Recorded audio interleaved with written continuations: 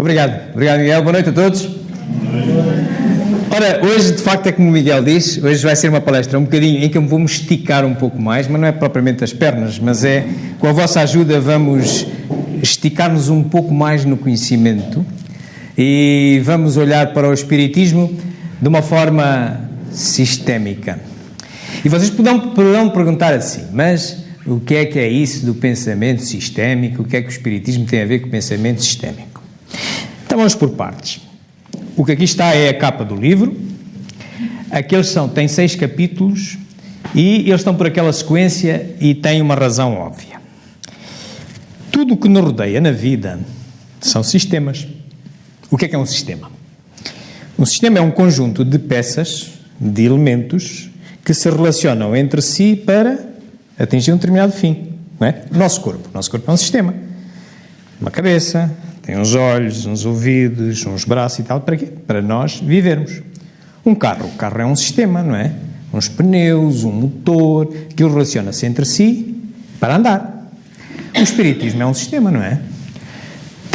Pode ter mais, mas tem pelo menos aquelas bases filosóficas. Deus, Espírito, reencarnação, comunicabilidade de Espírito, espiritualidade do mundo, relacionam-se para quê? Para permitir o progresso moral, não é? Então é um sistema. Tudo na vida são sistemas. E agora que já temos esta percepção, e num sistema, o que é que vale mais? Vale mais um sistema que tenha, por exemplo, vamos imaginar, uma equipa de futebol.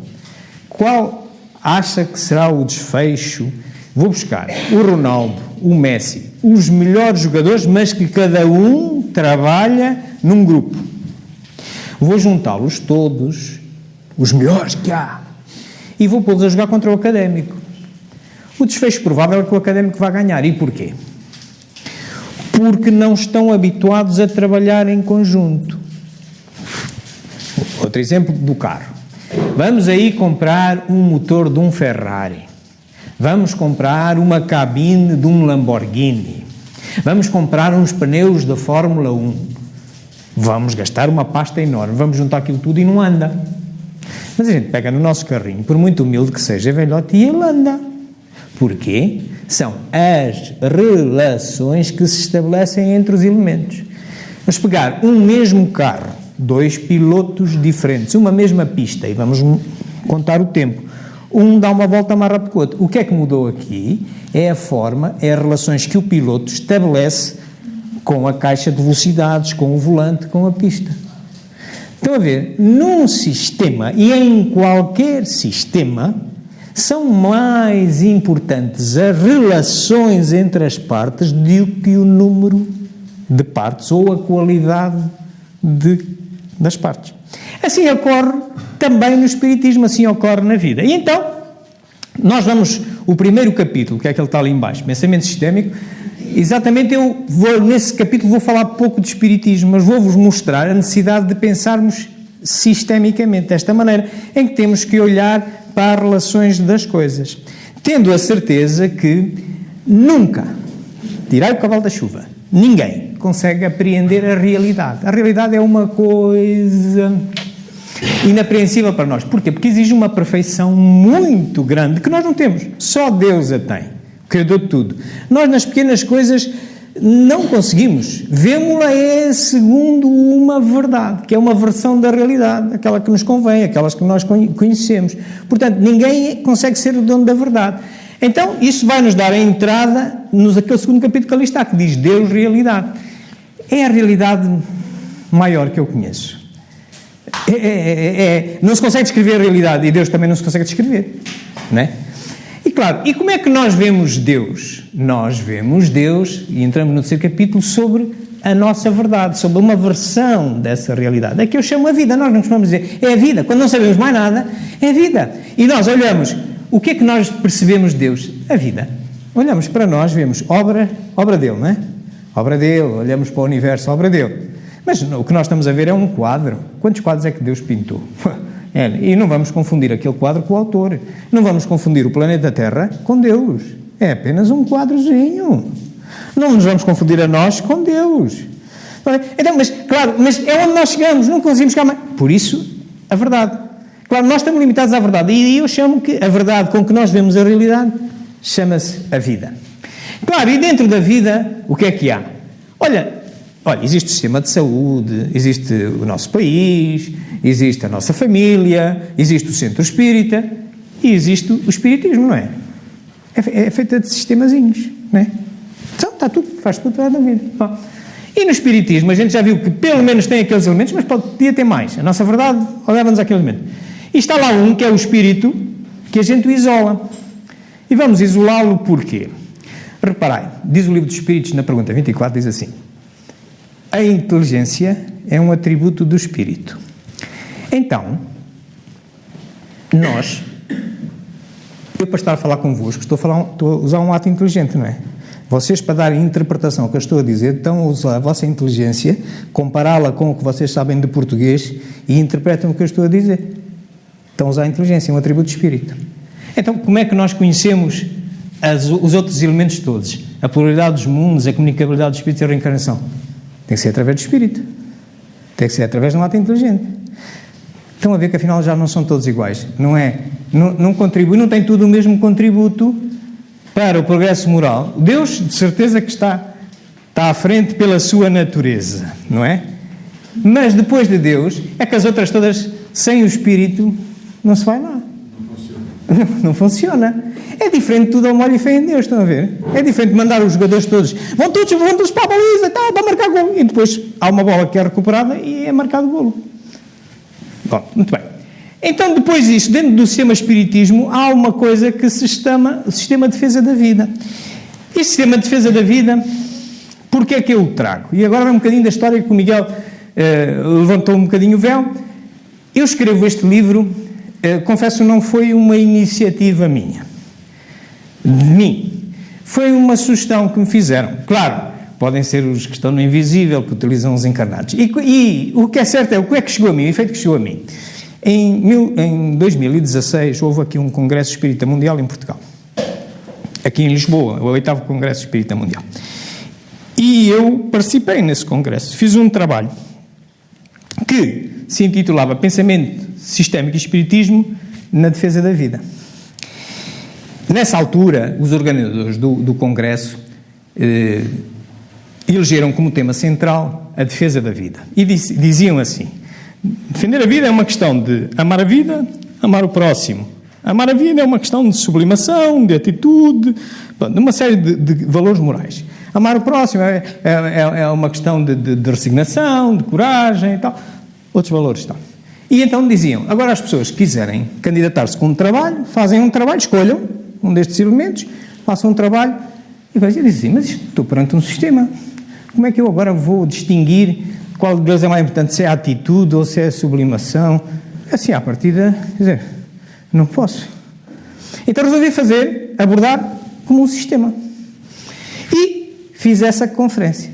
E, pelo jeito, a conferência foi do agrado de muita gente, mesmo fora de fronteiras, que escreveram para a Federação Espírita Portuguesa. Passado cerca de um ano havia lá uma série de cartas, e-mails e tal, pedindo se o autor desta conferência não poderia expandir esta conferência para livre, uma vez que era uma abordagem diferente do Espiritismo. E o Presidente da Federação contactou-me e disse, olha, temos aqui esta situação, assim, não queres elaborar um livro a partir da tua conferência e tal? Eu disse, está bem. Pronto. E assim foi que nasceu. E este 6º capítulo, o último capítulo é isto. Mas estão a perceber como é que eu chego lá, ligando as coisas.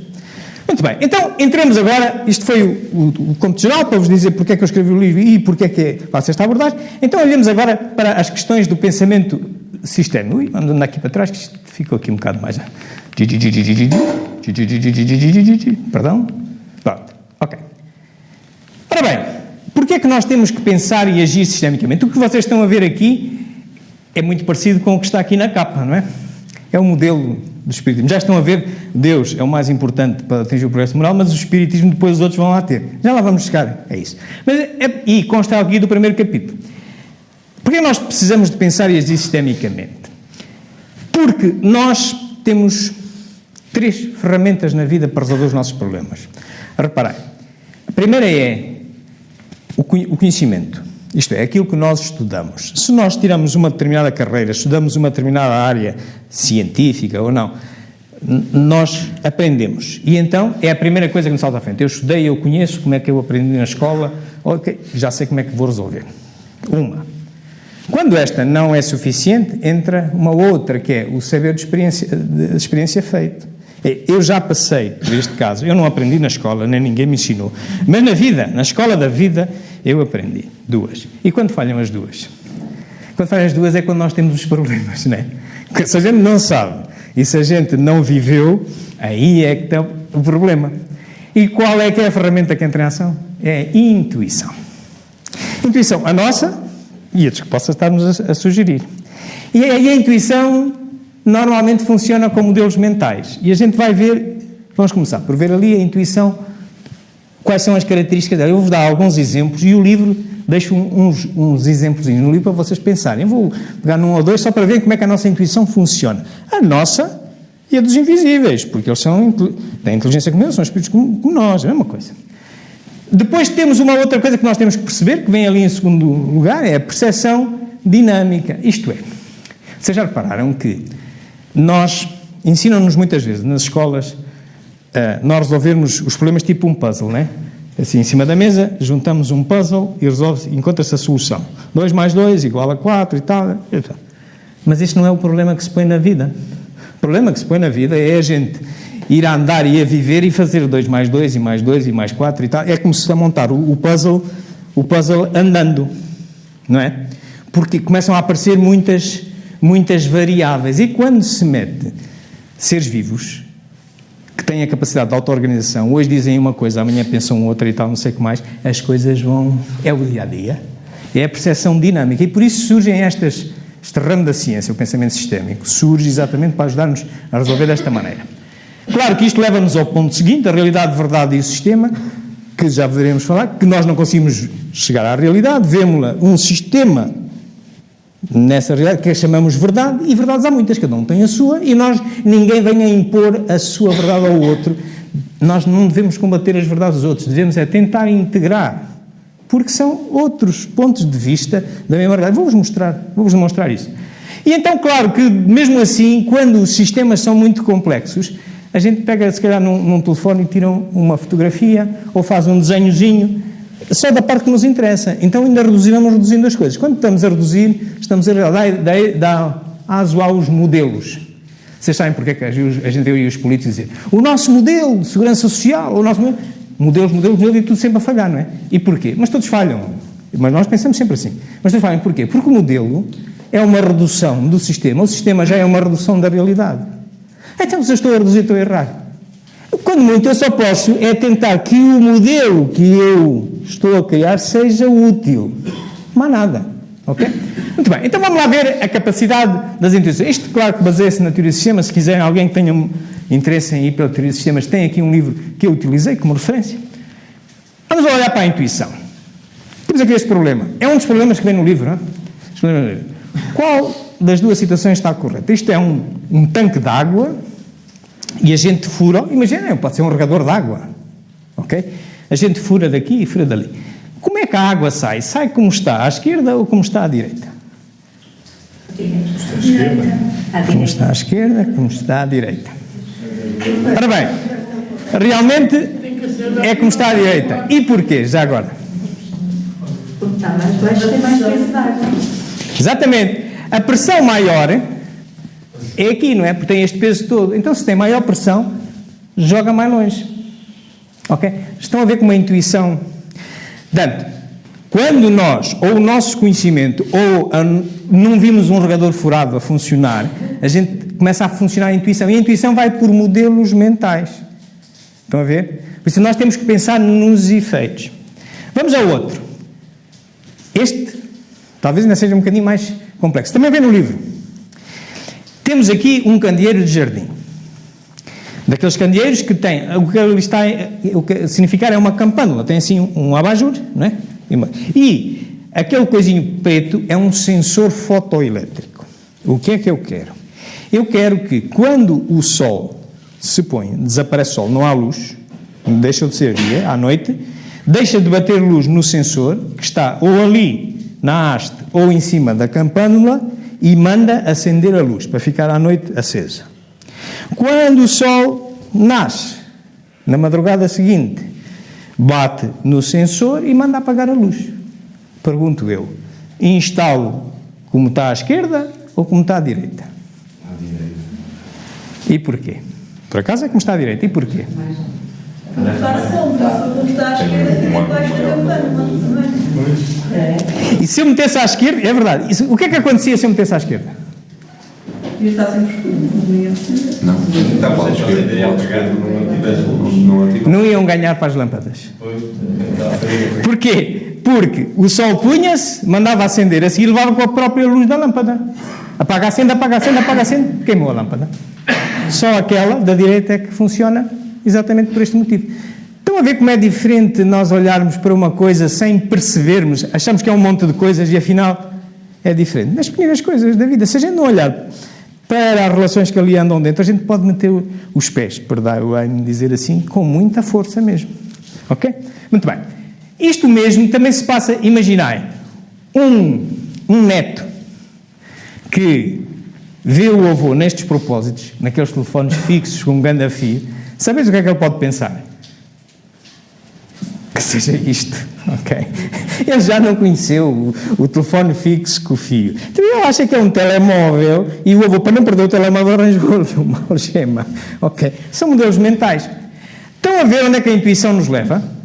A nossa e a dos que é sugerido. Quer dizer, quando a gente escuta um espírito, o espírito não ficou mais esperto por não ter corpo, ok? Portanto, tenhamos essa noção, ok? Muito bem. Claro que, como eu vos dizia, a vida não é montar um puzzle a duas dimensões. Essa chama-se a complexidade do detalhe, são coisas simples. Por exemplo, imaginemos um computador que encrava. Uma pessoa que sabe um bocadinho, diz assim, no mínimo, eu desligo o computador e ligo e é capaz de resolver. Ou faço uns determinados passos em sequência que já sei, que já me ensinaram e normalmente resolve. Portanto, mas isso são coisas simples, é uma coisa do detalhe. Mas os problemas maiores da vida não se passam assim. O sistema de finanças em Portugal, não é? Se fosse uma questão de ciência pura e dura, bastava uma pessoa ter um curso, e já há muitos concursos de finanças ou de gestão, resolviam 2 mais 2 igual a 4 e está resolvido o problema. Não, e a gente continua, são vários, cada vem um político diz uma coisa, vem outro diz outra, e a gente não sabe como é que isto vai ser resolvido. Portanto, é um bocadinho como uma coisa assim. Esta é a nossa realidade. As coisas não nos aparecem quadradinhas. Ora bem, então já estão a ver que a coisa começa a ficar complicada quando nós queremos resolver um problema a sério. Como eu vos dizia aqui do lado esquerdo, quando é um problema tipo uma coisa criada pelo homem e que não é um ser vivo, é uma coisa, um computador, faço assim, faço assado, é uma sequência lógica, resolvo. Mas quando, por exemplo, mete seres vivos a pensarem, o sistema político, das finanças, dá-nos aquela coisa à confusão, é tal complexidade dinâmica, como é que a gente vai equilibrar isto e auto-organiza-se os sistemas e a gente perde-lhe a previsibilidade, ok? E para isso existe este ramo de pensamento sistémico para nos ajudar nisso, e ajuda também no espiritismo, como já vamos a ver. Tem ali uns livrinhos, depois vocês poderão consultar. Outro problema também é este, que a gente falava. A realidade é uma coisa.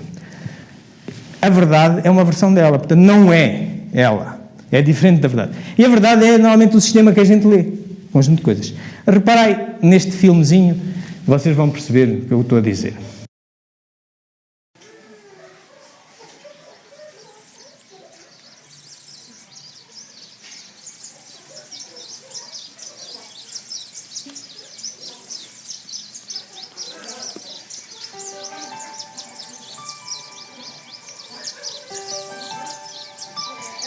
Nós fizemos este filme. O que nós percebemos daquela composição é este filme. Mas imaginai que agora há uma pessoa, um transeunte do museu, que sabia que havia lá uma janelinha para espreitar e vai lá direto à janela e tira uma fotografia, que é para contar em casa o que é que viu. Então, e leva para casa isto. Isto é a verdade dele. Já é diferente da que nós tínhamos conseguido com o vídeo. Mas há um outro que não sabia, estava lá a janelinha, está muito cheio da pressa, e tirou esta fotografia. Estamos a falar da mesma coisa, não estamos? Estamos. Claro que nós Até temos um vídeo e podemos ver isto tudo. Qualquer uma destas coisas é verdade. Mas nenhum de nós, nem nós que temos o vídeo, conseguimos descrever a realidade. Porque se nós só filmamos da parte da frente e da parte de trás. Estão a ver? Nas mais pequeninas coisas da vida, ninguém consegue dominar tudo. O importante é dominar o que é essencial. As relações principais. Ok? Já se diz no Livro dos Espíritos que dominar a realidade está fora do alcance do homem. Porquê? Porque exige uma perfeição tão grande que só Deus, ou a causa primeira, consegue. Só Deus é que percebe aquilo que Ele de facto fez. Nós vemos pela nossa forma. E claro que em muitas áreas este livro é um livro que eu também utilizei, mas que parece que não tem nada a ver. É um livro escrito por um senhor que é chefe do protocolo da Casa Civil da Presidência da República Nossa. E está a falar de protocolos, como é que se recebe o rei daqui e o Presidente da República dali e tal, não sei como é. E ele diz, numa determinada coisa, a verdade é uma versão da realidade. Aquilo que a gente já tinha estado a ver. Nós vemos uma determinada realidade segundo uma versão, a que chamamos verdade. E tem tanto direito de existir como a do outro lado. Como a carreta o que vê a coisa do carteiro, o que vê só a coisa. É a mesma coisa. Portanto, o que é melhor é se nós conseguirmos juntar. Claro, racionalmente podemos explicar se não pode ser isso que estavas a ver, porque não é do mesmo boneco ou é outra coisa. Mas se nós juntarmos isto, nós saímos mais ricos e devemos habituar-nos a ter essa perspectiva. Muito bem. Claro que se fosse só assim, ainda a coisa não ia muito mal. Se a gente visse só o sistema, a coisa não ia muito mal. Mas vocês repararam, por exemplo, o indivíduo da carreta, o filme era uma coisa já imensa. Mas quando ele tirou a fotografia à cara do carteiro, ele fez um modelo, não é? Só ficou com um bocadinho, reduziu um bocadinho. E errou bastante. E o outro é a mesma coisa. E nós, não assim, se juntarmos uma coisa, também já vamos errar. E mesmo assim com o filho estamos a errar, porque falta-nos o resto. Então, quanto mais nós reduzirmos, maior probabilidade de erro. Depende do objetivo com que a gente quer estudar a coisa. Então é esta. A gente vai da realidade, lemos um sistema, estou ali a utilizar um iceberg. Aquilo é a realidade. Mas depois diz assim, mas espera aí, eu e o Miguel gosta muito de fotografia e tal, eu gosto de mergulhar, não sei como é. O Miguel vai estudar ali a parte de cima e vai ver os pinguins, os habitats dos pinguins e tal. E eu vou meter um equipamento de mergulho, vou para a parte de baixo, vou estudar as correntes, a temperatura da água e tal, não sei como é. E claro, fazemos um modelo. Eu tomo uns apontamentos, tem graus centígrados, velocidade das correntes. O Miguel tem umas fotografias, onde é que estão o sítio onde os pinguins fazem a casa, onde é que se vão alimentar e tal. Vimos os dois comparar o trabalho. Estamos a falar de uma coisa? Estamos a falar de uma realidade, mas coisa. Então, quer dizer que nós, comparando com o nosso sistema, nós tínhamos ali o filme, não era? Já era uma coisa, é uma verdade só, mas já é uma coisa. Mas depois, a gente já só via uma parte. E depois, ainda houve um que só ficou com aquilo. Estamos a falar de uma coisa até, mas provavelmente estamos a faltar. Então, há um senhor que diz assim, todos os modelos estão errados, alguns são úteis. A humildade demanda que nós pensemos assim na vida. O meu modelo, pois, pode servir para alguma coisa. A gente tem que mesmo chegar ao modelo porque não consegue absorver tudo, não é? Mas espero que seja útil. Portanto, habituemos a esta limitação da nossa natureza humana, ok? Muito bem. Claro que temos então o sistema e o modelo. Mas, por exemplo, aqui uma coisa simples. Se eu vos pedisse para descrever o sistema de enchimento de um copo de água, bom, então sou eu, é a torneira e é o copo. Mas descrito assim, acham suficiente? O que é que daria descrito só assim? A dar uma inundação. Não é? Porque, então, quem é controla o quê? Mas há uma forma de nós podermos descrever isto. Reparai, é que na verdade eu quero encher o copo de água, está sem água. E eu sei até onde é que eu quero encher. Então eu vou abrindo a torneira. À medida que eu abro a torneira, vai aumentando o fluxo de água e vai subindo o nível da água no copo, não é? E eu vou controlando, vou comparando o nível com o desnível, e quando vê que aquilo diminui, eu fecho a torneira e o sistema entra em equilíbrio. Portanto, na realidade isto é diferente do que só dizermos sou eu, a torneira e o copo. Estão a ver? É preciso ler as relações que andam ali dentro. Ok? Portanto, e já dizia aqui o nosso amigo Aristóteles, que num sistema o todo é sempre maior que a soma das partes. São mais importantes as relações do que os elementos. É tal história da equipa de futebol. É mais importante uma equipa que jogue bem, conheçam uns os outros, do que ter lá uns valores muito importantes. Jogadores muito importantes. Ora, então, mas descrever isto permite-nos hoje a ciência, com umas setinhas, uma coisa muito simples, graficamente, fazer um modelo, que é um diagrama chamado diagrama de ciclos causais. O que é que está ali dito? Então, eu quero encher o copo. Posição da torneira. Aquele sinal azul, aquela setinha azul com mais, significa quanto mais eu abro a torneira, maior é o fluxo de água, não é? Maior é o fluxo de água. Quanto maior é o fluxo de água, mais elevado é o nível da água, certo? Daquela setinha de mais. Mas, quanto maior é o nível da água, mais pequeno é o desnível, não é? Se vai subindo, vai diminuindo o desnível. Por isso aquela parte a vermelho com sinal menos. Então, aqui está uma espécie de um decisor, que sou eu. Os sistemas da natureza, a maioria deles, têm ali um decisor. O que é que isto leva ao longo do tempo? Leva, se não houvesse aquele escape, aquele controlador, ia uma inundação, destruição. Mas como há aquele escape,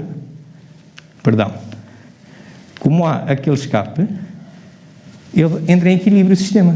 Estão a ver? Okay? Na natureza, está sempre assim. Por exemplo, vem uma queimada, este ano. Daqui por 2 ou 3 anos, a gente não fez nada. Mas a natureza reorganizou-se e entra em equilíbrio. Ok?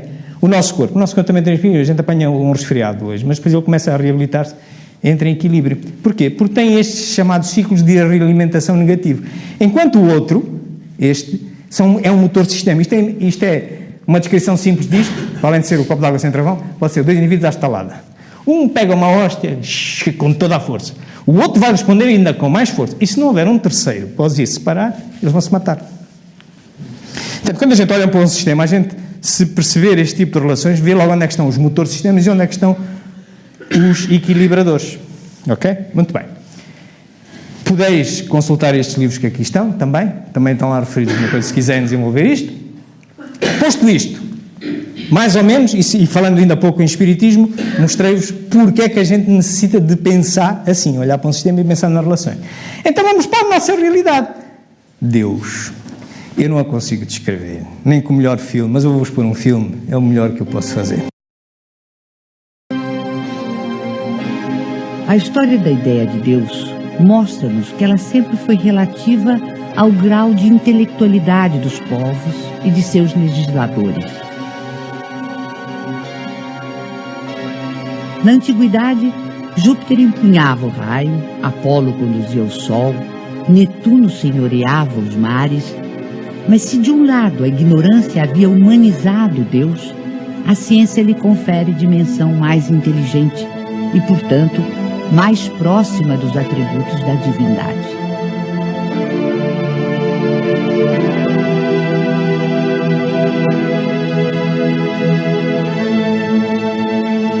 Racionalmente não é possível admitir um efeito sem causa.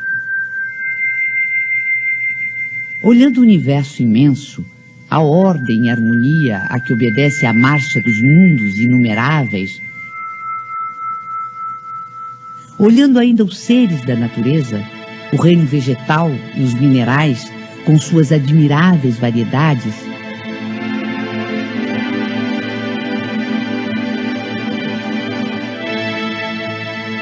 sondando também o mundo microscópico, com incontáveis formas unicelulares,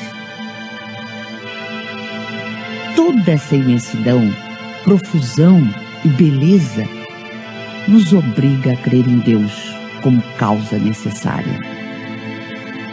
O feto não pode conhecer a dimensão de quem lhe dará a luz, da mesma forma que o homem é incapaz de perceber Deus em sua divina essência. Mesmo depois da morte, dispondo de faculdades perceptivas menos materiais, não pode ainda o espírito imperfeito perceber totalmente a natureza divina. Como recém-nascido, precisará crescer e evoluir para aos poucos adquirir entendimento. Por isso, no Livro dos Espíritos, a pergunta que é feita é: que é Deus? E não quem é Deus. Se a gente disser quem é Deus, já estamos a reduzir Deus, não é? Estamos a reduzi-lo a uma forma humana. Mas não pode ter uma forma humana. Se tivesse uma forma humana, tinha um corpo, ia adoecer, não ia ser imutável. Estão a ver? Por isso é que a gente diz o que é Deus. Isto é difícil. Quem é que consegue descrever Deus? A gente olha para as obras dele. Claro que vemos segundo uma perspectiva. Portanto, daí que eu, para este livro, e porque preciso de reduzir a realidade e chegar onde eu quero, eu vi a coisa assim. Opa, aqui até eu limitei, mas eu não sei fazer de outra maneira. Perdoai, estou a errar. Porque todos erramos quando estamos a ler uma realidade. Mas pronto, temos Deus. E depois contém o quê? Contém a vida, não é? A vida contém o espiritismo contém o espírito e a defesa da vida. Aquilo que eu vos expliquei ali no princípio. Okay? E este é o caminho que nos vai levar até ao final dos capítulos. Este era o segundo capítulo. Claro que depois vamos então para o terceiro capítulo, ali, o da verdade. Portanto, e claro que, meus amigos, a partir daqui vamos errar cada vez mais. Eu vou errar. Mas ajudai-me. Se tiverdes uma ideia melhor, ajudai-me. Mas eu vou errar. Estão a ver porquê, não é? Então quem é que não vai errar a fazer uma análise? Muito bem.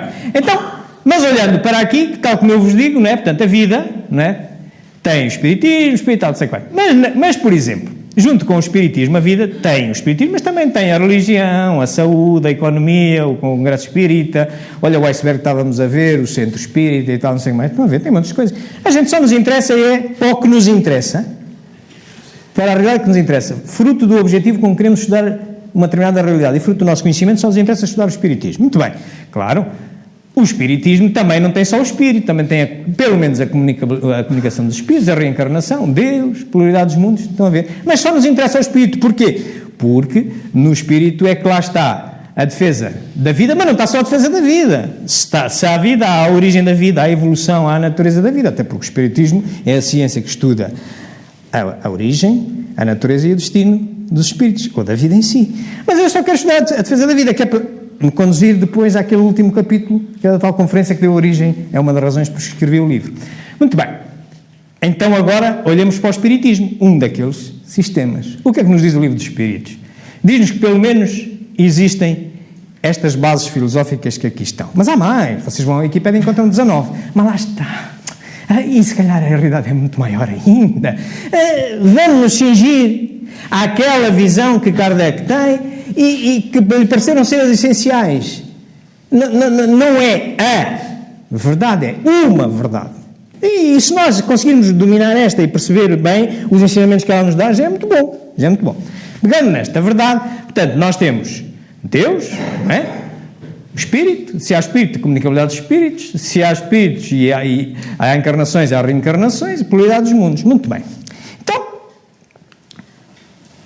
nós, para olharmos para isto, o que a ciência do pensamento sistémico tem cerca de, ainda não chega a 100 anos, começou no século passado, por volta da década de 50, para analisar, para ajudar a resolver estes problemas, vermos melhor, entendermos melhor os sistemas, uma das formas de o fazer é exatamente assim, é nós olharmos para um determinado sistema, definimos o problema do sistema, definimos as influências de primeira ordem, as influências de segunda ordem, depois as de terceira ordem, não vale a pena ir muito mais longe, que é para não ficar muito complexo. Definimos as relações, identificamos os ciclos de realimentação, onde é que estão aqueles motores sistémicos, onde estão aqueles equilibradores, depuramos as influências relevantes e criamos o que se chama um diagrama causal. É aquele bonequinho que a gente viu com as setas, que já nos dá uma ideia gráfica de como é que a coisa se passa lá dentro.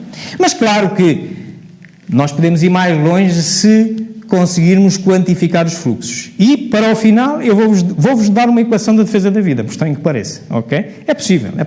Mas vamos olhar aqui para o Espiritismo. Seguindo este processo, nós olhamos para aqui, portanto, e nós temos que identificar o problema, ver as influências, as relações que há, os ciclos de realimentação e criar o nosso diagrama causal. Qual é o problema? Bom, nós já vimos que um sistema é um conjunto de elementos que se relaciona para uma finalidade. Já vimos que estes são os elementos. Qual é a finalidade do Espiritismo? Acho que é esta, não é? Julgo eu. Certo? Estamos de acordo? Estamos de acordo. Bom, então, quer dizer, o problema que a gente põe é, pode o progresso moral, a finalidade, ser melhorado se nós analisarmos isto, a ver os contributos de cada um e como é que isto se processa, pode ser melhorado, ou, pelo contrário, isto é imprevisível, é tudo ao molho e fé em Deus, eu não sei, olha, estuda o espírito, estuda a comunicabilidade dos espíritos, estuda a pluralidade dos mundos, logo que estudes qualquer coisa já é bom. Tudo bem? Ok, está bem? Bem, toda uma olho fé em Deus, tudo bem? Mas não, se a gente perceber como é que funcionam as coisas, estamos em melhores condições. E é isso que eu vos quero ajudar aqui. Muito bem, então tínhamos o nosso problema. Tem aqui um livrinho também, se quiserem ler, sobre modelização de sistemas complexos. Então o que é que nós temos que fazer para nós, usando este grafismo todo, ajudar-nos a perceber os sistemas? A primeira coisa que a gente tem que fazer é ver as influências de primeira ordem. Então nós já vimos ali, para o progresso moral, quer dizer, quanto melhor entendermos a realidade que é Deus, mais progredimos, não é? Portanto, então, esta é a influência direta ali. Os outros, isto é, há sistemas em computadores para fazer isto, eu estou a fazer isto. Isto é resultado de um programa chamado Vencim. Também lá está no livrinho, é gratuito. Ajuda-vos a pensar sobre isto. Segunda ordem serão pelo menos estes todos, não é? Mas a primeira ordem já vimos que, afinal, há aqui uma espécie de hierarquia, não é? Não são todos iguais, não contribuem todos de forma igual para o progresso moral. Muito bem. Então, depois disto, nós íamos começar por definir as relações. Então, vamos cá pensar. Então, quanto maior conhecimento eu tiver de Deus, mais eu progredo, não é? Certo? É como a água. Quanto mais fluxo de água, maior é o nível da água. De acordo. Ora bem, e agora... E quem é que influi ali daquelas todas? Quem é que influi agora, direto ali? Eu acho que é este. Quanto maior conhecimento do Espírito, maior conhecimento de Deus. Como é que nós conhecemos uma coisa se não for através de um ato inteligente? Ora, se a inteligência é um atributo do Espírito, então este, não é? Estão a ver porque é que o Espírito vem a seguir. E qual será... daqui para diante. Então, reparem, de novo, pelo mesmo processo, quanto maior for o conhecimento do Espírito, maior é a comunicabilidade do Espírito. Entre os encarnados, que aprendemos idiomas uns com os outros, apresentamos a identidade, estudamos o livro dos médios, aprendemos como comunicar com os que estão na erraticidade. Claro, então, portanto, existe Espírito, existe comunicabilidade de Espíritos, e há... Claro, e a maior comunicabilidade de Espíritos... vai haver um maior conhecimento de espírito, né? Se eu conhecer mais idiomas, se eu saber os cuidados que eu devo ter para falar com os que estão desencarnados, eu vou melhorar o meu conhecimento. Estão a ver aqui a pescadinha de rabo na boca? O tal motor sistémico que já aqui a funcionar, um deles? Ok. Agora, e o que viria a seguir? Bem, mas olha, como é que nós soubemos que havia reencarnação? Kardec soube que havia reencarnação porque houve pelo menos um espírito que se lembrava de duas existências, não é? E lhe disse que tinha vivido duas vezes. Então quer dizer que há maior comunicabilidade de espíritos, maiores evidências de reencarnação, não é? Claro que há maiores evidências de reencarnação, maior é o conhecimento do espírito. Então, se o próprio espírito conheceu outras vidas e foi dado a conhecer aos outros, olha, a história daquele espírito que viveu duas vezes, todos os espíritos vão beneficiar desse conhecimento. Claro, isto já estão a ver aqui um outro ciclo de realimentação. Então, e ali a probabilidade dos mundos? Como é que isto se relaciona? Bom, também como é que a gente soube que havia outros mundos? Como é que Kardec soube que havia outros mundos? Foi exatamente pela comunicabilidade dos espíritos, que lhe disseram, por exemplo, há lá uns espíritos, o Mozart, que esteve encarnado na Terra e depois estava em Júpiter, e falava, pelo Veteriano Sardou, que veio na revista Espírita, não é? Então, quer dizer, a maior comunicabilidade dos espíritos, maiores evidências de mundos habitados. Há maiores evidências de mundos... Quanto mais evidências de mundos habitados, melhor vai resultar a nossa comunicabilidade entre nós. Isto é diferente do que tudo ao molho fé em Deus, não é? Certo? Agora temos a atenção que qualquer sistema tem uma espécie de umas maleitazinhas. A mais comum é a demora. Todos nós sabemos que entre nós tomarmos uma decisão e obtermos um resultado, há sempre um tempo. Numas é muito imediato. Mas, por exemplo, quando mete uma aprendizagem, obriga a estudar, este tempo... E a gente representa isto nestes sistemas gráficos, assim por umas coisas. Se a gente não tiver apercebido que numa determinada relação entre dois elementos há esta maleitazinha, o que é que acontece? Olha, acontece, ou exageramos, estamos a meter mais coisas quando não vale a pena, porque leva tempo, ou abandonamos. Mas se eu souber que há uma demora, vou ter calma, não é? Muito bem. No nosso sistema também existem demoras. Tudo aquilo que exige um processo de aprendizagem tem demora. Olha, este O espírito conhecer a Deus, quantas encarnações vai dar isto? Né? Pronto, tem uma demora. O espírito melhorar a sua comunicabilidade, portanto, aqui a comunicabilidade dos espíritos, conhecer mais mundos, vai demorar o seu tempo. Nós já vimos o esforço da astronomia, da astrofísica, etc. Portanto, haver mais evidências de mundos habitados que resultem ou da astrofísica, ou da astronomia, ou da física quântica e tal, para melhorar a comunicabilidade dos espíritos, vai demorar o seu tempo. Aqui, claro, se Kardec teve que pelo menos ter um espírito que lhe contou 2 vidas que se lembrava, nós temos de ter calma e esperar que outros espíritos possam viver 2 vidas e lembrar-se e dizer-nos também, mas hoje já temos umas outras evidências, temos as marcas de nascimento, as memórias dos meninos prodígio, etc. Portanto, mas realmente estão a ver, há aqui umas demorazinhas que nós temos que também acautelar. Ok? Muito bem.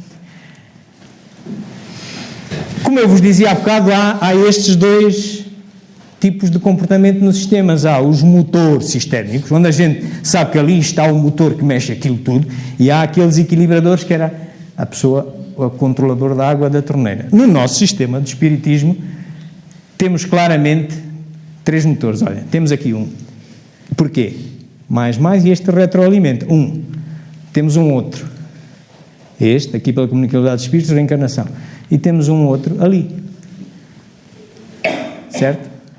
Isto é diferente do que nós enunciarmos aqui num placar. Deus, Espírito, comunicabilidade de espíritos, reencarnação, realidade dos mundos. É diferente, não é? Temos que pensar assim. Se queremos realmente interessar-nos pela vida e perceber as coisas. Mais ou menos esta é a capa. Cá está o nosso sistemazinho. E esta é a capa que vocês encontram no livro. Que aí está. Estão a ver? E que dá o nome ao livro. Claro, do sistema espiritismo, um dos elementos era o espírito, não era? Está ali. Mas já repararam uma característica? É quase que se estivéssemos no microscópio. Se eu agora meter um microscópio sobre aquilo, descubro isto. Não é verdade? Nós também, quando metemos o microscópio sobre um animalzinho, uma célula, depois vemos um mundo imenso, um outro sistema que lá está metido. Depende do nível que a gente vai. E é por essa razão que a gente só vê a verdade. Num treinamento a gente só vê uma coisa. Mas se a gente mergulhar por ali, coisas que nos escapavam estão lá. Ok. E então, aqui está. É isto que nos vai levar, deste conjunto possível, para a defesa da vida. Que é o que nos vai levar ao tal Congresso Espírita Mundial, em que eu fiz a dita conferência, que é o alvo do último capítulo do livro. Nesse congresso, como eu vos dizia, o que nos tinham pedido era isto. Então, aqui este assunto sem debate.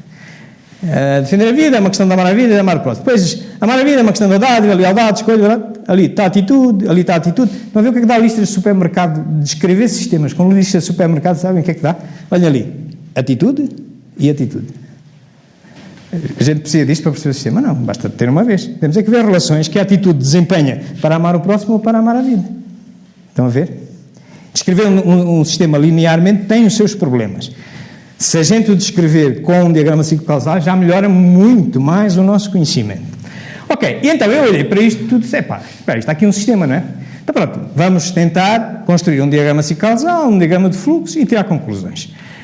Naturalmente que a primeira coisa que a gente tem que fazer é, exatamente, como nós já tínhamos visto no diagrama causal, definir o problema, definir as relações de primeira ordem, etc. E depois de termos feito aquele diagrama de ciclo causal, se for possível, avançar para um diagrama de fluxos, fazer equações se for possível. E é, neste sistema é possível. É quase em todos é possível, por muito estranho que pareça. Portanto, lá temos problema, influência, relações e influências relevantes que a gente tem que eliminar.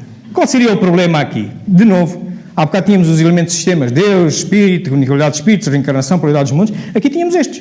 Cá, com as repetições deste e tal, não sei o quê. Então, mas isto é para quê? Tudo isto era para defender a vida. Era o que nos tinham dito. É a verdade dos organizadores, é a verdade dos organizadores, não está bem, não está mal, é a verdade deles. E é tão válida quanto a nossa. E eu, mas vou a deles e agora vou olhar para deles e fazer funcionar a deles. Ok? Muito bem. Então, qual seria o problema aqui? Bom, é de facto ver se isto pode melhorar, eu olhando para isto tudo, se eu percebo como é que isto funciona, ou se, pronto, eu digo assim, olha, vai melhorar a tua atitude e tu defendes a vida, ou não, olha, tu, ser leal e já está, defendes a vida, não é tudo, e com conta, pesa e medida, que a gente lá há de chegar. Ora bem, portanto, isto era a questão que a gente punha. Então, olha, eu comecei por pegar uma tesourinha, diz assim, tem aqui, atitude, uma fora, bata-me uma, eu vejo como é que a atitude vai evoluir para um lado. E depois diz assim, mas espera aí, aqui ainda me faltam aqui mais umas coisinhas. Claro, já sei que a gente só vê a nossa verdade. Havia ainda muitas mais. Mas eu achei que, por exemplo, ali, para amar a vida, é necessário coragem, é necessária resignação, porque está aqui sublimação, e aqui na questão do amar o próximo, se há uma aprendizagem, tem que haver um estudo. Mas estou já a ignorar montes deles também. Ok? Pronto, encantado da vida. Pronto, com estes elementos todos, vamos começar nas influências de primeira ordem. Então, a defesa da vida era o objetivo, não é? As de primeira ordem estavam definidas. Disseram-nos que era uma questão de amar o próximo ou amar a vida. E depois disseram-nos que, não, mas a questão de amar o próximo é uma questão de aprendizagem, de atitude. Aqui só vou repetir uma atitude, porque depois aparecia daquele lado também. Atitude e sintonia. Claro que vocês têm uma série de livrinhos onde podem... depois no livro vocês veem as razões o que é, na minha ótica, a aprendizagem, o que é da atitude, o que é da sintonia. E vou-me basear na Vida Feliz do Divaldo Franco, para estas duas, vou-me basear nos domínios da modernidade de André Luiz para as questões da sintonia. Do outro lado diziam-nos que é uma questão de dádiva, de visão, sublimação, lealdade, e a tal atitude está aqui, eu depois vou pôr setas para ali, não vale a pena estar ali a dobrar duas vezes. E também fui buscar uma série de livrinhos, vocês vão encontrar a descrição do que é a visão através da Gênese, a sublimação através da Alto de Sousa, a lealdade do Evangelho, o céu e o inferno, a parte da escolha, este Fonte Viva de Emmanuel Chico Xavier, fala-nos da questão da dádiva. Muito bem. E claro, eu tinha acrescentado dois mais.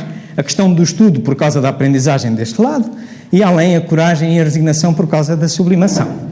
E também me baseio nestes livrinhos, a coragem de Franciscano Xavier, de uma série de espíritos através dele, e aqui o livro dos médiuns. Muito bem. Então, a segunda parte agora é começar a definir as relações disto tudo, não é? Então, qual é que é a primeira de todas?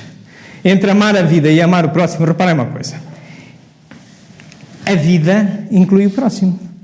É a vida. Temos a nós, os animais e tal. Então, a vida é que tem que ser o portal da defesa da vida. Quando eu consigo amar a vida, é que eu aí, sim, é o portal anterior da defesa da vida. Leva tempo, não é? Daqui a coisa. Okay. Claro que amar o próximo, eu só amo a vida se eu amar o próximo. Quanto mais eu amar o próximo, mais eu vou amar a vida.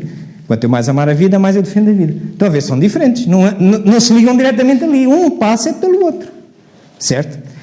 Assim como temos aqui a escolha. A escolha... Nós, ao fazer escolhas, estamos a amar melhor a vida. Se olharmos para este lado, a aprendizagem, nós, quanto mais aprendemos, melhor amamos o próximo. Quanto melhor atitude tivermos, melhor amamos o próximo. Quanto maior sintonia conseguimos desenvolver, maior amamos o próximo. Ok? Claro que a aprendizagem tem uma demora. Tem, então, não é preciso estudar. Tem uma demora, leva o seu tempo. Se a gente olhar aqui pela sintonia deste lado, a sintonia influi a escolha para aquele lado. A visão, e agora está aqui uma vermelhinha, porquê? Porque a maior visão corresponde a menor escolha. Isto é, quanto mais nós sabemos, nós estreitamos as nossas decisões, não é? Conseguimos escolher mais seletivamente. Estão a ver? Nós olhamos, por exemplo, aqui também, quanto mais nós sabemos, a nossa visão mais condicionada é. Certo? Nós só olhamos já para o que nos interessa e explorar por aquele caminho. Tal como, quando nós somos mais leais a pessoas ou a ideias, a nossa visão começa a ficar alinhada para um determinado lado. Portanto, deste lado também temos, quanto maior dádiva, maior sublimação, quanto maior sublimação, maior lealdade. Também temos deste lado, quanto maior aprendizagem, maior sintonia, melhor atitude, melhor aprendizagem. Já estamos a ver aqui um ciclo sistémico, não é verdade? Portanto, se olharmos para aqui, quanto mais estudo, quando demora, mais eu aprendo, quanto mais eu aprendo, mais vontade tenho de estudar. Além, quanto mais coragem eu tiver, maior capacidade de resignação eu tenho, mais capacidade de sublimação, quanto maior capacidade de sublimação, mais coragem eu tenho. Está ali a nascer também outro ciclo sistémico. Portanto, e nós podemos olhar para aqui e ver aqui uns motorzinhos, não é? Estão a ver? Olha, um motor aqui, outro motor aqui, outro motor aqui, outro motor aqui, outro motor... E aqui está um daqueles equilibradores. É como se estivesse aqui. Aqui está o coração e aqui está a inteligência, a cabeça. Estão a ver? Ok? Claro que, se nós temos aqui, está envolvido, estas não são relevantes, esta também não é relevante, portanto, limpando isto já fica uma coisa assim. Isto é diferente daquela lista do supermercado que foi proposta de início, não é? É diferente, ok? Ora bem, claro, mas em alguns sistemas nós podemos avançar isto. Nós podemos quantificar aqueles fluxos que ali vimos. Também é verdade que, se calhar, há ali... Que importância é que têm uns em relação aos outros? Vamos então experimentar, ensaiar. Hoje a ciência permite-nos isso. Claro, vamos escrever umas equações, vamos ver os elementos-chave e vamos depois simular, a ver se a coisa bate certo. Equações. Ora, como é que passamos de um conjunto de valores morais para determinar valores de importância? Tem aqui um sistema simples. Um sistema muito simples, não é preciso ir à escola aprender nenhuma equação matemática XPTO. Isto chama-se comparação múltipla de pares. Vocês põem aqui os elementos todos, comparam entre eles. Fazem uma matriz, está aqui, amar a vida, amar o próximo, aprender os elementos todos. E ali põem a coisa. E agora comparam. Claro que comparar uns com os outros, basta só preencher metade da matriz, certo? Porque é igual aquele valor. Se eu digo que a escolha, o D, é mais importante que o G, porque ponho ali a letra dele, e o G é a atitude, é igual, vai-me dar G aqui, ou também vai-me dar G aqui, dá igual, basta só preencher metade, certo? Estão comigo, não é? Estão comigo. Como também o A com o A não dá nada, são igualmente importantes. Portanto, o que é que a gente faz? A gente põe a letra do mais importante. Se por acaso houver algum que a gente acha que são igualmente importantes, a gente dobra a letra. Ok? No fim, eu conto quantas vezes é que cada letra se repetiu. Naturalmente que, se a letra que se repete mais é mais importante que a outra, não é? Então tenho aqui uns coeficientes. Se eu tenho uns coeficientes, eu posso escrever uma equação, não posso? Qual é o problema? E vocês perguntarão, está bem, agora já tem uma coisa engraçada e tal, mas para que isto serve? Eu digo-vos, aí no atendimento fraterno, vem alguém e nós conhecemos como é que funciona o sistema de defesa da vida. É assim, o mais importante aqui, já estão a ver que quem é que é o... Temos ali 18, 16, 15, tanto. E a gente faz a conversa com a pessoa e depois sugerimos-lhe, olha, faça agora aqui uma avaliação entre nós. Perante estes valores que aqui estão, 1, 2, 3, você acha que está acima da média para si, hoje, à data 2? Está acima da média, está na média ou está abaixo da média? 1, 2, 3, por exemplo. E agora preenche ali os valorzinhos, dá um resultado. Eu multiplico e tal, 18 vezes 1, 16 vezes 1, 12 vezes 2, 11 vezes 3, o que ele entender. No fim dá um valor. E a gente recomenda, olha, venha à palestra, venha frequentar os cursos e tal, não sei o que mais. Que mais um mês ele volta a conversar connosco numa entrevista de controle. A gente está-lhe a pedir a mesma coisa, vamos lá agora fazer outra vez este jogo. E, primeira coisa, ficamos a saber, se o resultado final for superior, melhorou. Se o resultado final for inferior, piorou. Mas é diferente, isto é só o primeiro, mas eu sou capaz, e ele é capaz de reconhecer qual é aquele em que tem que mexer, não é? E qual é o mais importante em que tem que mexer. Estão a ver a utilidade, para que é que serve? É diferente de nós dizermos, está bem, amigo, tenha calma, vem às palestras, toma o passe e tal, isto está de se resolver, e volta. Outra coisa é dizer, não, olha, se eu tenho um problema de coragem para resolver, ou se eu tenho um problema de estudo, ou se eu tenho um problema de sublimação, invista nesse problema, porque esse problema é muito mais importante do que os outros. Por ali. Bem, claro que também num sistema, tal como num jogo, numa equipa de futebol, há uns que distribuem o jogo, não é? São os chamados elementos-chave. E há outros por quem passa sempre o jogo, são os condicionadores. Também no sistema também existe isto, e a gente percebe logo onde é que estão os elementos que fazem isto. Olha, os que estão aqui azuis são os que distribuem o jogo. Aprendizagem, sintonia e sublimação. E estes são por onde passa o jogo.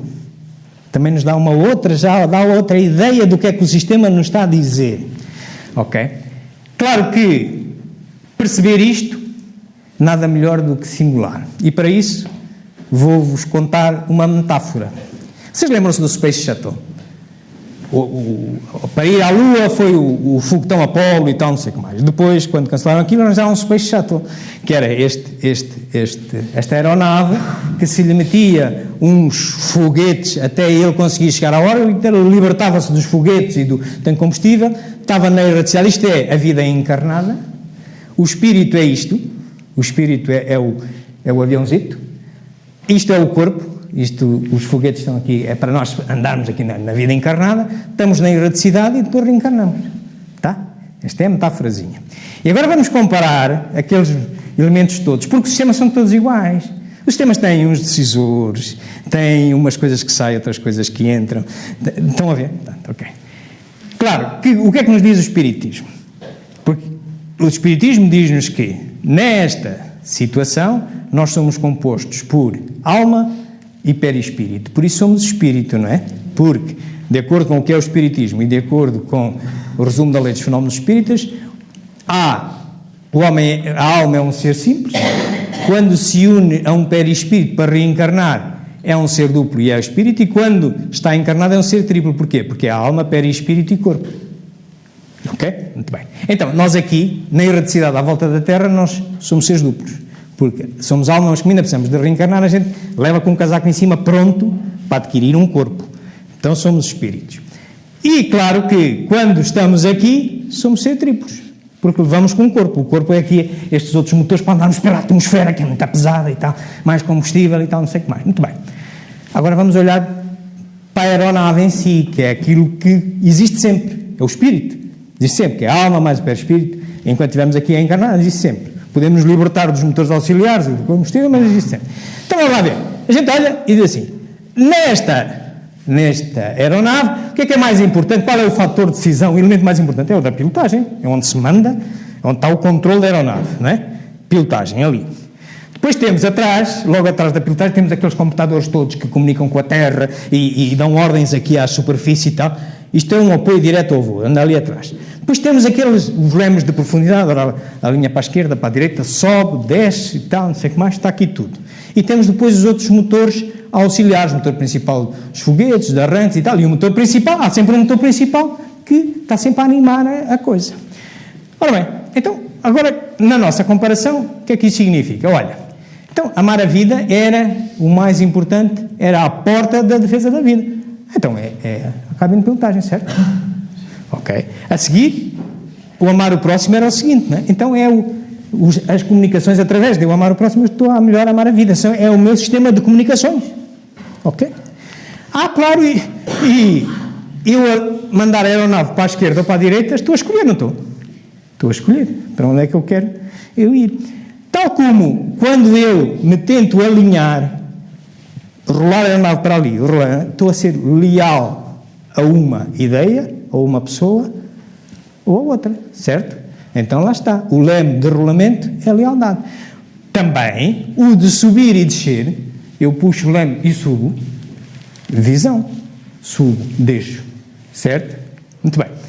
Ok, isto, e claro, temos um motor. Há sempre um motor. Qual é o motor? É a aprendizagem. A gente já viu que se nós não aprendermos, nós não chegamos ao resto. Se nós não desenvolvemos a nossa inteligência, nós não chegamos ao resto. Não conseguimos perceber isto, não conseguimos interpretar o problema desta maneira. Certo? E isto existe sempre. Quando a gente está em espírito, quando a gente é só alma, quando a gente é espírito, ou quando a gente é ser triplo, é encarnado. Muito bem. Então, quando nós estamos na vida encarnada, claro que vem mais uma série de coisas, uns motores auxiliares, que é para nos aguentar a viver nesta vida. Então vamos ver o que é. Ora, muito bem, nós temos ali a atitude. A atitude é o grande combustível da nossa vida encarnada, que os outros é a atitude que nós desenvolvemos. É o combustível com que nós fazemos amigos, entendemos e nos harmonizamos com os outros. Progredimos moralmente, não é? Ok. A sintonia é um dos motores auxiliares, que se vai basear na atitude e vamos nos sintonizar. Tal como a sublimação é o outro motor, nós perdoarmos ao outro, não levarmos a sério tudo o que ele nos diz, sabermos, compreendermos o que ele tem. E claro que nós temos o estudo, o estudo é o motor de arranque, não é? Para isto tudo a gente tem que... Tal como a coragem é o outro motor de arranque. Se eu não tiver coragem para estudar, se eu não tiver coragem para perceber, para arregaçar as mangas e viver, eu não coisa. Ok. Encantado da vida. Portanto, na encarnação nós temos tudo isto. Lá está a atitude.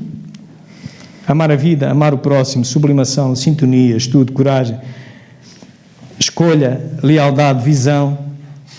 Quando eu desencarno, eu vejo-me daquilo tudo, mas o que é que se passa? Aquilo que levava pela atmosfera toda, reverte a onde? Reverte para a aprendizagem, para o motor principal. Os outros continuam. Os outros são elementos de controle, não é? Portanto, o estudo, a sintonia, a prática, a sublimação, entram todos ali para a aprendizagem, enquanto a gente está sem corpito. Depois voltamos a encarnar, voltamos a apanhar com os sistemas. Muito bem. Conclusões disto. Que novos conhecimentos é que isto nos dá? Bem, só nós vermos isto desta maneira é diferente do que vermos a lista do supermercado. Só nós descrevemos o espiritismo daquela forma, como vimos e como vem na capa do livro, é diferente da gente dizer Deus, Espírito, comunicabilidade de Espírito, encarnação. Como é que se chega lá? Pensando, vocês dizem, este não me está a contar nada de novo. Não estou, não. Apenas estou a levar-nos a ver as mesmas coisas com outros olhos. E que a ciência hoje, e o espiritismo é uma ciência também, mas pode decorrer desta, por exemplo, do pensamento sistémico para melhorar as suas leituras. Claro que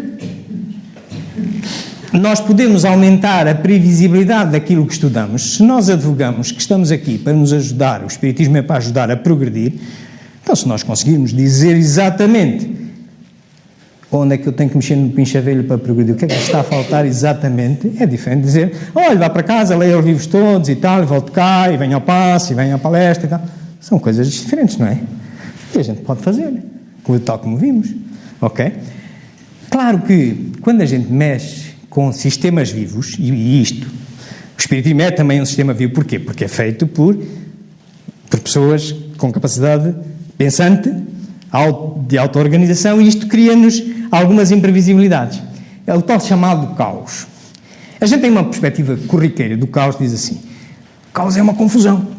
O que é confusão? É a perda da previsibilidade. Para a ciência, nomeadamente, pensamento sistémico, o caos é útil e necessário e significa apenas a transição, o período de transição entre um estado de ordem, em que há um conjunto de conhecimentos menores, para outro. Neste período, a gente perde a previsibilidade e fica confuso, até que aumenta os seus conhecimentos e percebe a ordem toda que está de baixo. Vou-vos dar um exemplo simples. Imaginai que vocês vão para o trabalho e subitamente vêm-se nesta situação. Vocês não sabem o que é que aconteceu lá adiante, mas o que é certo é que olham para o relógio, eu já não sei a que horas vou chegar ao trabalho. Começam a telefonar, e não sabem o que é que sucedeu, e agora, e o meu filho tinha que levá-lo à escola, e o que é que eu faço, então não sei como é. Estão no caos, não é? Agora imaginai que vem um helicóptero da polícia e vos convida a entrar no helicóptero, e vocês sobem e veem isto. Afinal está tudo ordenadinho, sim, eu agora até vejo o que é. E até há um caminho alternativo por ali. Recuperaram a previsibilidade. O que é que ocorreu aqui? Certo? Subimos a um nível mais elevado de conhecimento, recuperamos a previsibilidade. O caos é necessário e útil. Se Deus o criou, por alguma coisa foi, para nos estimular exatamente a nossa aprendizagem. Tem um livro muito interessante que eu vos recomendo e é um que está na bibliografia, para ler, se quiserem. Claro que, para que é que isto pode ser útil? Como já vos disse, no atendimento fraterno, e também é muito importante, o espiritismo é uma ciência. Porque é que há de meter-se no vão de escada em relação às outras? Não é? Não tem que meter-se. Estamos ao nível, isto não há aqui dogmas. E o espiritismo também tem que, para conseguir, se o espiritismo advoga o progresso moral, tem que advogar a sintonia e a harmonia com os outros.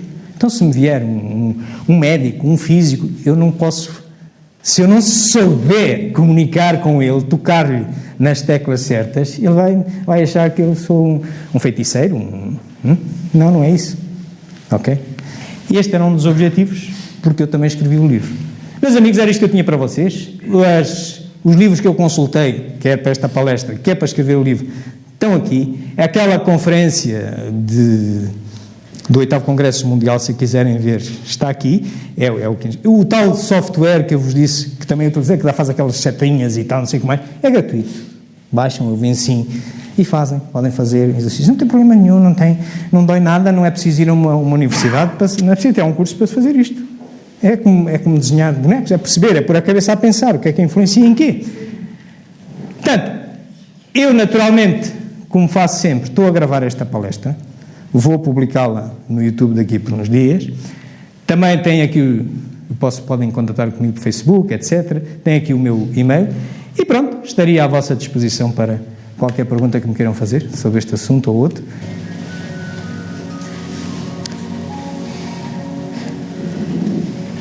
Falamos de progresso moral. Mas progredir moralmente significa sintonizar-nos, harmonizar-nos. Então vamos nos harmonizar uns com os outros. Nós, os que estamos aqui como seres triplos, encarnados, mas vamos também sintonizar-nos com os que não vemos, os espíritos que nos assistem, que nos escutam, que nos veem. E nesta união, nesta harmonia, vamos orar. Vamos louvar a causa primeira, Deus, o elemento mais importante do Espiritismo, a tal realidade que nunca iremos conseguir definir, mas que sempre teremos a hipótese de melhorar a verdade que temos dele, com o nosso estudo, com a nossa aprendizagem. Louvemo-lo por essa sua complexidade maravilhosa que nos obriga a estudá-la para a perceber. Mas agradeçamos ao Senhor o dar-nos a oportunidade de, nesta vida, nesta encarnação que atravessamos, nós nos cruzarmos com esta ciência do Espiritismo, esta filosofia, e ver que ela, afinal, é como as outras. Tem pontes para estabelecer com as outras. E nós temos que a usar porque nós temos que nos harmonizar com os outros, com a sintonia. E porque o Espiritismo não é o único caminho para o progresso, porque Cristo não era espírita, nem sequer era cristão. Portanto, esta é uma verdade. Exploremo-la. Já vimos que nós não conseguimos ter a verdade, mas temos uma. A que nós temos, com todos os condicionalismos que qualquer verdade tem, vamos explorá-la. E agradeçamos ao Senhor porque temos aqui uma boa verdade, mas que nos obriga a pensar, que nos obriga a estudar. Mas, por fim, porque, no mínimo, há demora. Mesmo para os mais interessados, há sempre a demora. A aprendizagem leva tempo. E quando estamos na demora, podemos entrar naquelas problemazinhos, aquelas doençazinhas dos sistemas. Uma outra é a escalada. É nós sermos impacientes e não sabermos esperar e não sabermos dar tempo e ou desistirmos ou escalarmos com coisas que não interessam.